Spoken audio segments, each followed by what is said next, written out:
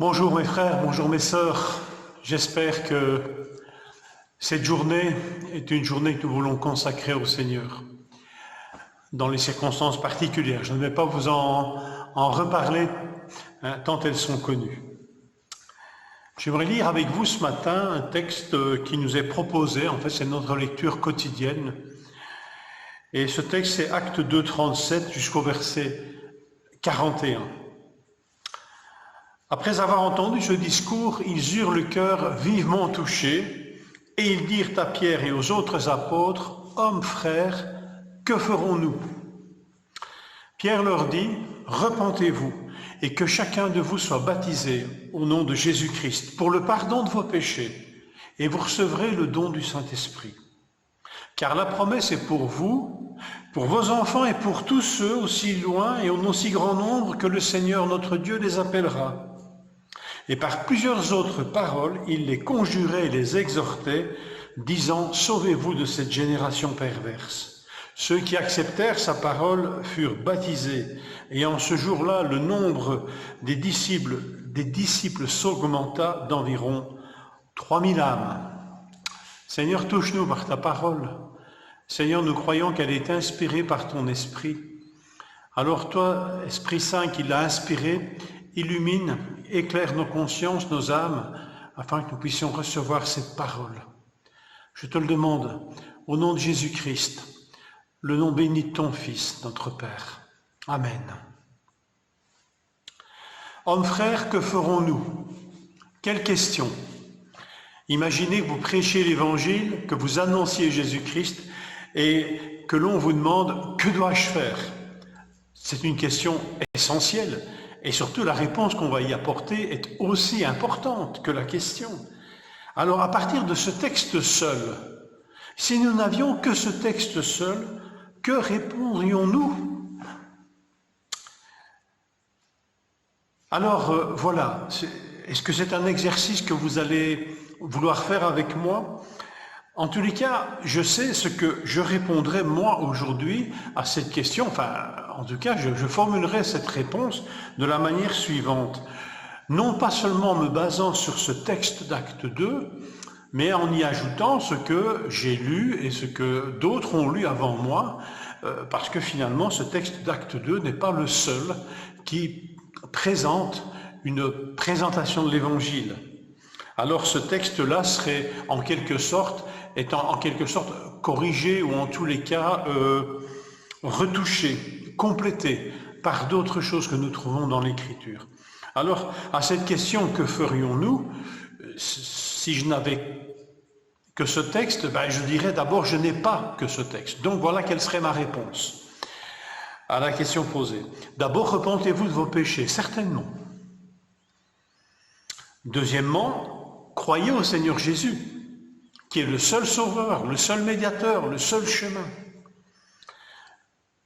En troisième lieu, je dirais, recevez le don de la vie éternelle et de l'assurance de votre salut. Quatrièmement, j'y ajouterai, quelque temps plus tard, soyez baptisés.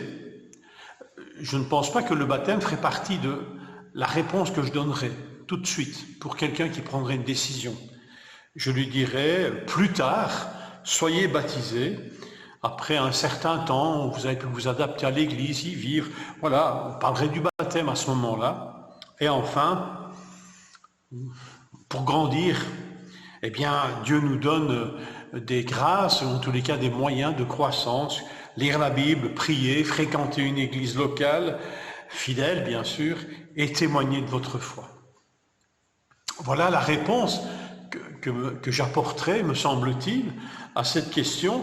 Qu'est-ce que nous devons faire après avoir été touchés par l'Évangile? Et je pense que ces choses ne sont absolument pas mauvaises. Mais alors, je suis un petit peu troublé quand même par la réponse apportée par les apôtres dans ce texte-ci. Si je n'avais que ce texte, alors si je n'avais que ce texte, j'essaierais de comprendre ce que le texte a à me dire. Et ça, c'est peut-être un exercice toujours salutaire. Lire un texte comme s'il était le seul. Bien sûr, il y a d'autres textes dans la Bible. Un texte n'est jamais isolé d'un contexte, mais c'est bien en même temps de se laisser interpeller parfois par un texte, de le relire avec une certaine fraîcheur et de se l'approprier, en tous les cas de l'aborder plutôt comme s'il était le seul texte que j'ai à ma disposition. Ce texte me dirait quoi? Hommes frères, que ferons-nous? Eh bien, repentez-vous. Là, on est raccord. Repentez-vous. Mais ici, la repentance, c'est d'avoir rejeté le Messie qui est Jésus-Christ. Je parle du contexte ici immédiat. Hein. Il dit, vous avez rejeté, vous l'avez crucifié, ce Jésus, approuvé du Père pourtant. Voilà en quoi consiste votre péché. Donc repentez-vous, repentez-vous. Parce que malgré le ministère de Jésus, ses appels, ses miracles, ses enseignements, sa résurrection, attestés par de nombreux témoins, vous l'avez rejeté et méprisé.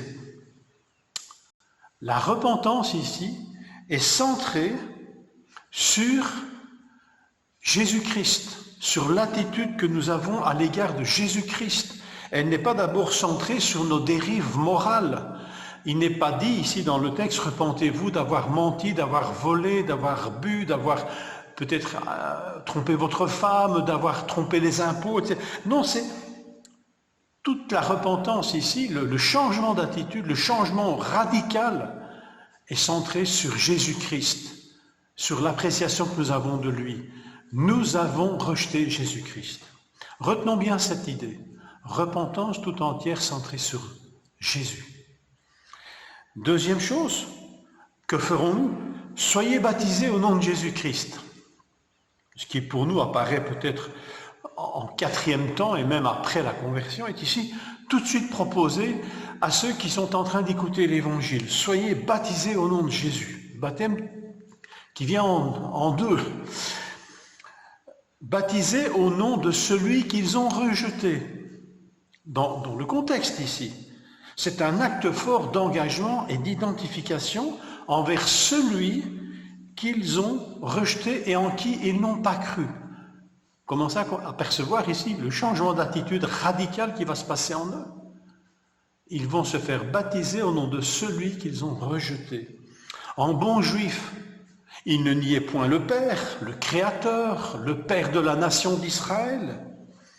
Ils ne niaient point, dans un certain sens, le Saint-Esprit, dont ils savaient qu'il avait inspiré les prophètes, les hommes de Dieu dans l'Ancienne Alliance. Mais une petite quand même précision, en parlant de l'Esprit, parlait-il de celui-ci ou de ça? Parlait-il d'une personne ou d'une force? Ce qu'il niait farouchement en tout cas, c'était ce Jésus de Nazareth qui se faisait Dieu, Fils de Dieu et Dieu lui-même. Il blasphémait en se faisant lui-même égal à Dieu. Alors là, c'était un rejet radical. Et ils sont touchés dans leur cœur et ils changent radicalement de position par rapport à Jésus.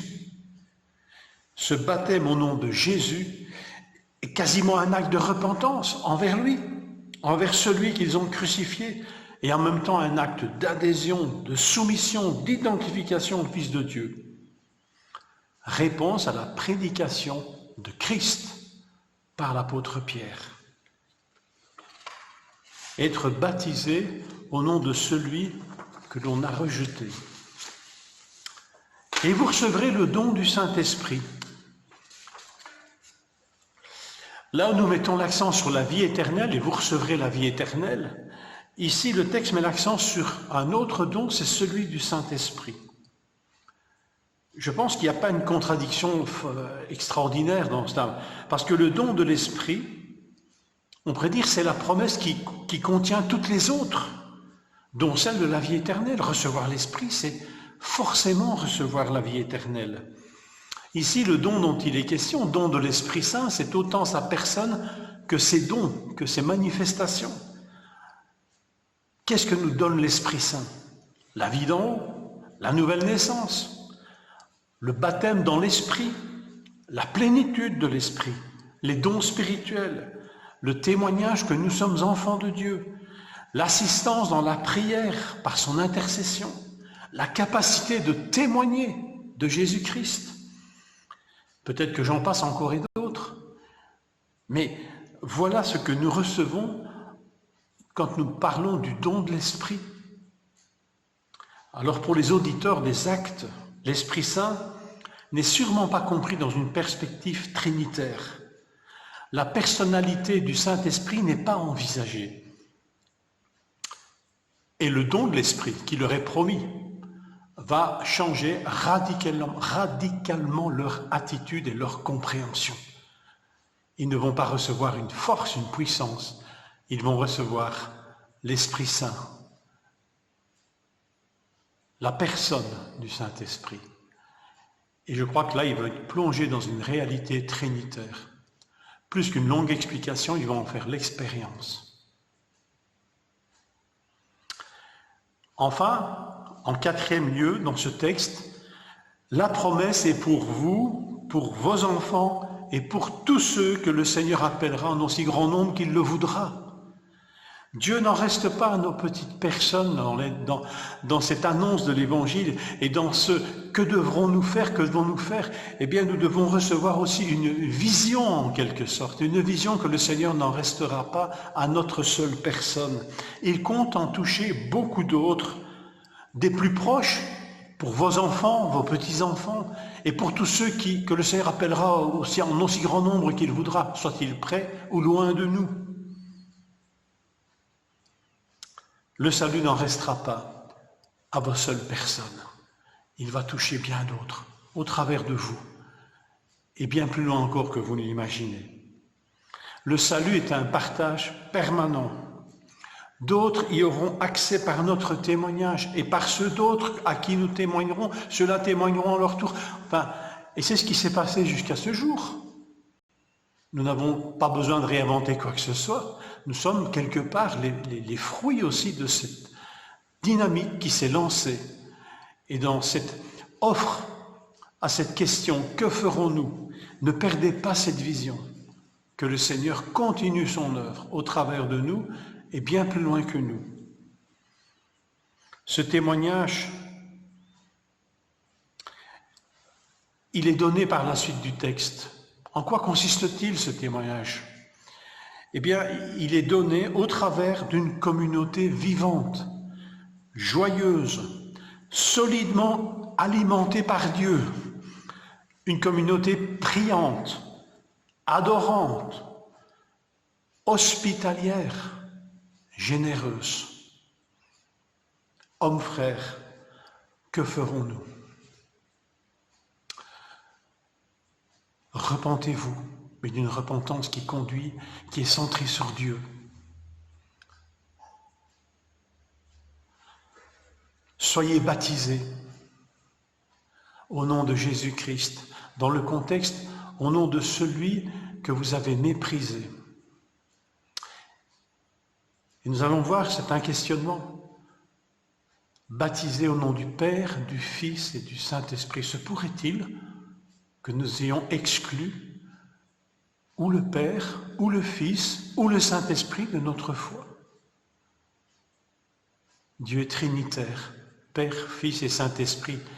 Est-ce que ma foi est toujours alimentée par cette réalité de Dieu? Ou est-ce que j'ai mis une des personnes de la Trinité de côté? Il est moins Dieu pour moi.